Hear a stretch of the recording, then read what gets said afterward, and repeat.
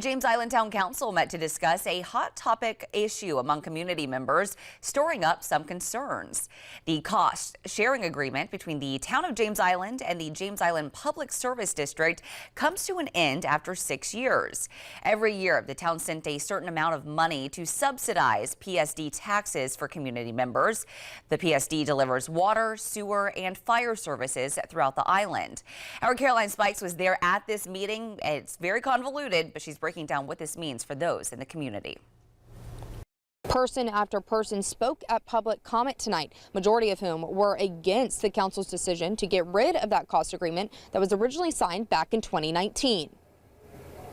I was born and raised on this island.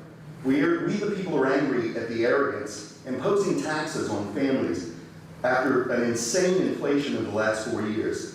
Because those PSD services were subsidized under the agreement, a handful of town residents are concerned that getting rid of it will increase PSD tax bills, including water, sewer, fire services. However, there were a few other residents who were for this change.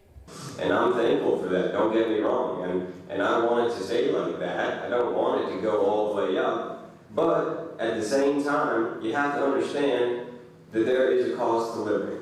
There's a cost to safety. There's a cost to growth. This past year, the town sent $1.3 million to subsidize those taxes. But with this change, they're not going to be losing money. Rather, they'll reallocate that money toward the park and the art center in the town. Some of us will pay more, some of us will pay less, depending on the value of your homes. But again, it's not money that we are levying.